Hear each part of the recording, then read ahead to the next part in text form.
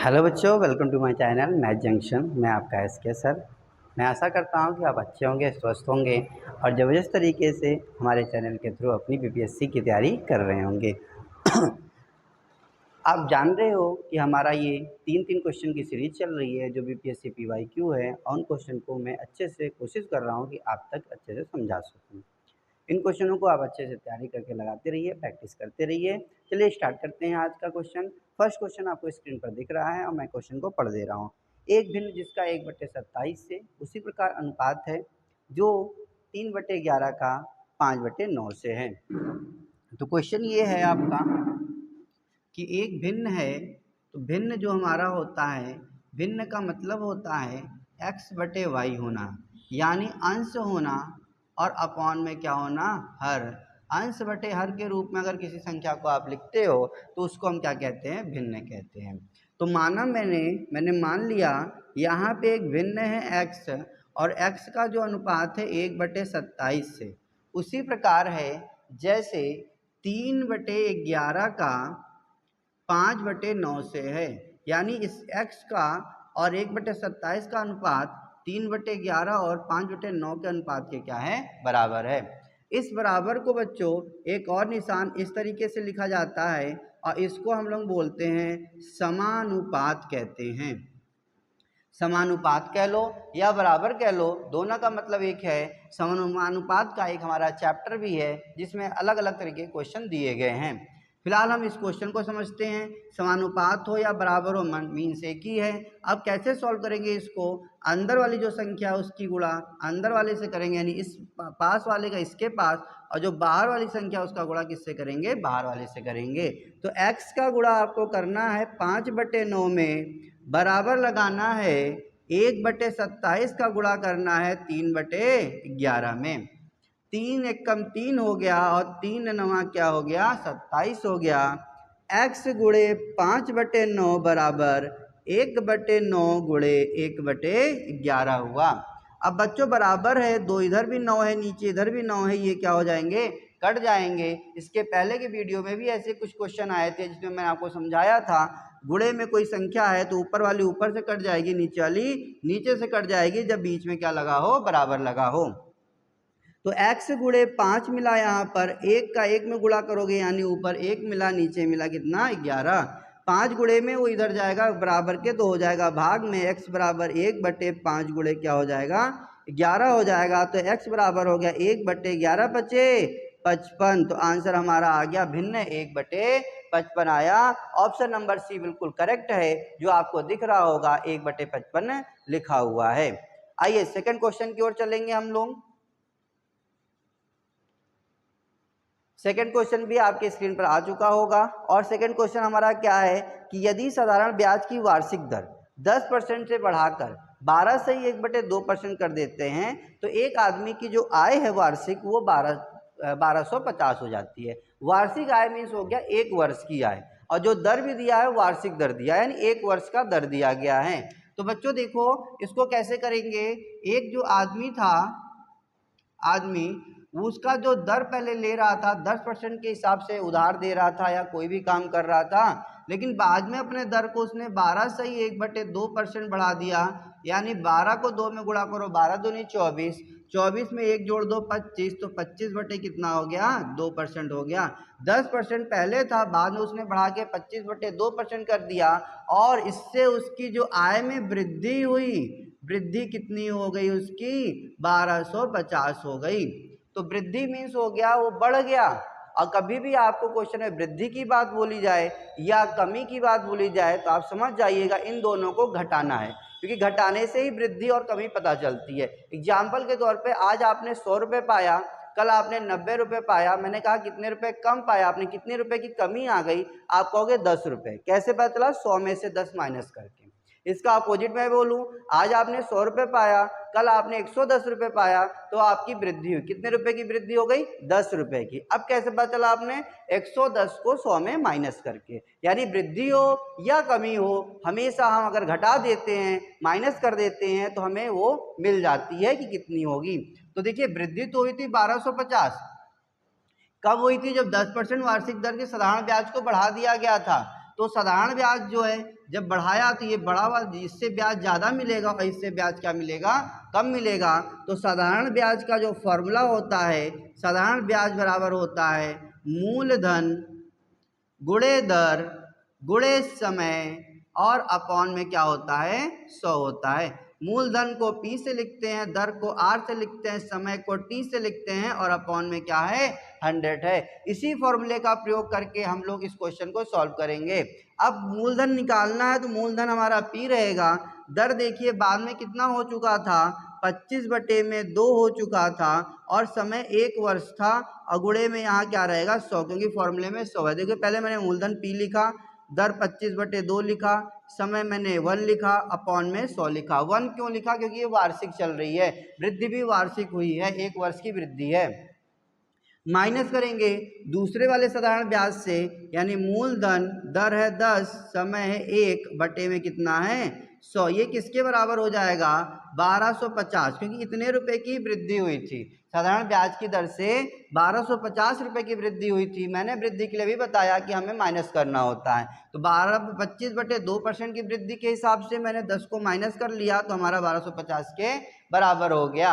अब इसको सॉल्व करना है, 25 से कम 25, 25 चौका होता है 100।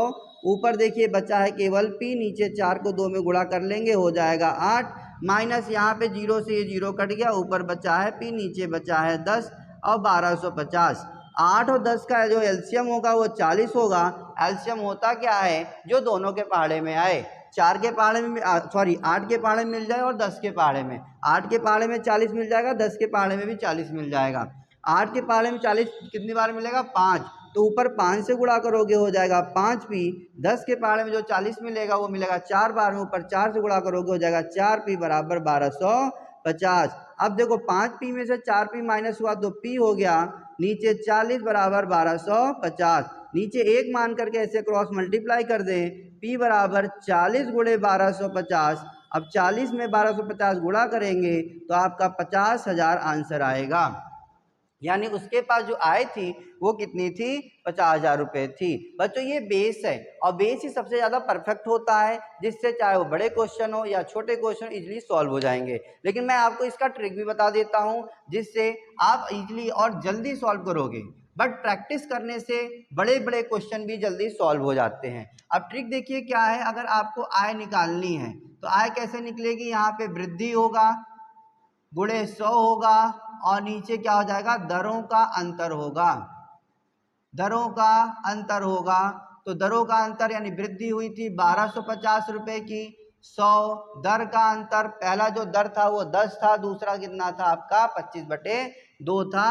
तो 25/2 में से माइनस कर देंगे 10 का ये दूसरा दर, ये पहला दर। अब एलसीएम लेके जब आप माइनस करोगे 1250 गुणे 100, नीचे 25/2 को 10 में, तो 25 माइनस 10 इसका इसमें गुणा हो जाएगा, यहाँ हो जाएगा 20, नीचे बचेगा कितना 2। ये 2 कहाँ चला जाएगा आपका, ऊपर चला जाएगा। जब आप ऊपर कर दोगे तो आपका क्या हो जाएगा, 1250 गुणे 100 गुणे में 2, नीचे 25 में से 20 घट जाएगा तो बचेगा 5, 5 से इसको काट दोगे आ जाएगा आपका 50। अब 50 को 50 नहीं आएगा, 5 गुणा करोगे 5 दूनी 10, 50 25 0 यानी 250 आएगा। 250 को 2 में गुणा करोगे तो ये आ जाएगा 500 और गुणे कितना है 100। अब ये आपका कितना बन गया, 50,000 बन गया।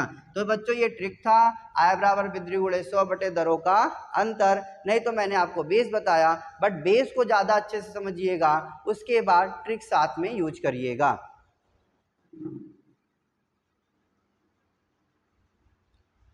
थर्ड क्वेश्चन बच्चों हमारा चलते हैं। थर्ड क्वेश्चन हमारे पास है, एक वृत्त की जो परिधि है एक वर्ग के परिमाप के बराबर है। वृत्त होता क्या, एक बिंदु के निश्चित दूरी पर अगर हम चक्कर लगाते हैं तो इस प्रकार जो आकृति बनती है उसको हम वृत्त कहते हैं। अब वृत्त के केंद्र से जो दूरी होती है उसको हम क्या कहते हैं, त्रिज्या कहते हैं। इसको हम किससे लिखते हैं, आर से लिखते हैं। जब ये वाली त्रिज्या इधर वाली त्रिज्या से मिला देते हैं, आर प्लस आर मिलके क्या हो जाता है आपका 2r, यानी इस ए बिंदु से बी बिंदु की पूरी दूरी आपकी हो जाएगी 2r, और इसी को हम क्या कहते हैं, व्यास कहते हैं। तो वृत्त का फॉर्मूला सारा देख लीजिए। यहाँ पर वृत्त का क्षेत्रफल हो जाता है पाई r स्क्वायर वृत्त की जो परिधि होती है वो हो जाता है 2 पाई आर। परिधि मीन्स क्या होता है, या पूरा एक लेंथ, ये पूरी लंबाई वृत्त की, ये पूरी जो लंबाई दिख रही है, यानी बी से मैं शुरू करूं घूमते हुए फिर बी पर आ जाऊं, तो ये पूरी लंबाई को हम परिधि कहते हैं। तो परिधि का फॉर्मूला होता है 2 पाई आर। व्यास मैंने आपको बता दिया, व्यास बराबर कितना होता है, 2r होता है। अब सेकंड बात हो रही है वर्ग की। वर्ग क्या होता है आपका, वर्ग होता है जिसकी चारों भुजाएं आपस में क्या होती हैं, बराबर होती है। A B, B C, C D, D A सभी भुजाएं बराबर होंगी और इनके बीच का जो कोण होगा सारा वो कितने डिग्री का होगा, 90 डिग्री का होगा। इनके जो विकर्ण होंगे ये बराबर होते हैं और एक दूसरे को समद्विभाजित करते हैं। और कितने डिग्री करते हैं, 90 डिग्री के ऊपर करते हैं। ये प्रॉपर्टी याद होना बहुत जरूरी है। यहाँ पर ए बी सी डी की भुजा आपस में बराबर होती है, इनके विकर्ण एक दूसरे के बराबर रूप से समद्विभाजित करते हैं और इनके बीच जो कोण बनता है वो भी कितने डिग्री का बन जाता है, सारा 90 डिग्री का बन जाता है। अब जो ये हमारा वर्ग है, वर्ग का क्षेत्रफल वो हो जाता है भुजा का स्क्वायर। वर्ग का जो परिमाप होता है, परिमाप क्या हो जाता है, परिमाप 4 गुणे भुजा होती है और वर्ग का जो विकर्ण होता है वो विकर्ण होता है आपका भुजा √2 होती है। ये फॉर्मूले इसके हैं। अब परिमाप का मतलब क्या होता है, परिमाप मतलब सभी भुजाओं का योग, सभी भुजाओं के लंबाइयों का योग ही परिमाप। यानी ए से चलना शुरू करिए, ए से बी, बी से सी, सी से डी, डी से जितनी लंबाई मिल जाएगी उसी को हम परिमाप कहते हैं। 4 गुणे कितना हो जाता है, भुजा हो जाता है। अब क्वेश्चन ये कह रहा है कि जो वृत्त की परिधि है 2 पाई आर वो बराबर है वर्ग के परिमाप 4 गुणे भुजा के। तो यहाँ हो गया 4 गुणे भुजा हो गया। अब यहाँ से मैं कहूँ कि यहाँ से r बराबर निकाल लो आप, तो r बराबर या ऐसे देख लो, 2 से 1 कटा, 2 दूनी क्या हो गया 4, पाई r बराबर 2 गुणे क्या हो गया यहाँ पे भुजा हो गया। भुजा बराबर यहाँ से क्या निकल जाएगा, 2 गुणे में इधर आएगा भाग में, पाई r बटे में कितना हो गया 2, ये भुजा निकला।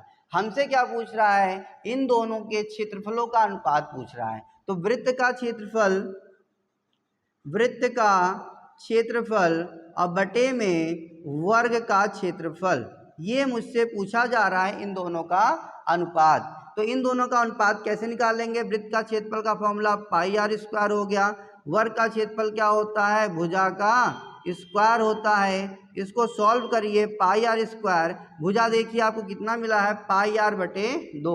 अब पाई आर बटे 2 का यहाँ स्क्वायर करना है। जब आप स्क्वायर करोगे तो सभी का स्क्वायर हो जाएगा। पाई का स्क्वायर करोगे तो पाई स्क्वायर, आर का करोगे तो आर स्क्वायर, नीचे 2 का स्क्वायर करोगे तो 4 हो जाएगा। ये 4 कहाँ चला जाएगा बच्चों, आपका ऊपर चला जाएगा। यहाँ देख लो आप लोग, 4 जब ऊपर जाएगा तो हो जाएगा 4 पाई आर स्क्वायर, नीचे हो जाएगा pi square R square. R square से आर स्क्वायर क्या हो गया, कैंसिल, 1 पाई से 1 पाई कैंसिल हो गया, 4 बटे कितना मिला आपको, पाई मिला। पाई की वैल्यू कितनी होती है, पाई की वैल्यू 22 बटे होती है 7। 7 कहाँ चला जाएगा आपका ऊपर, क्योंकि सबसे नीचे वाली वैल्यू कहाँ जाती है, ऊपर जाती है। तो कितना मिल जाएगा ये आपको, 4 गुणे 7 बटे 22, काट दीजिए, 2 दूनी 4, ये हो गया 11। अब 7 को 2 में गुणा हो जाएगा, 7 दूनी 14 बटे कितना 11 हो जाएगा। तो बच्चों आपका ऑप्शन दिख रहा होगा, ऑप्शन नंबर सी बिल्कुल करेक्ट है, जहां लिखा हुआ है 4:14 अनुपाते 11 लिखा हुआ है। तो बच्चों ये हमारे 3 क्वेश्चन थे। 3 क्वेश्चन मैंने समझाने का पूरा प्रयास किया। आपको अच्छा लगा हमारा वीडियो तो लाइक, शेयर और कमेंट जरूर करिए। Thank you.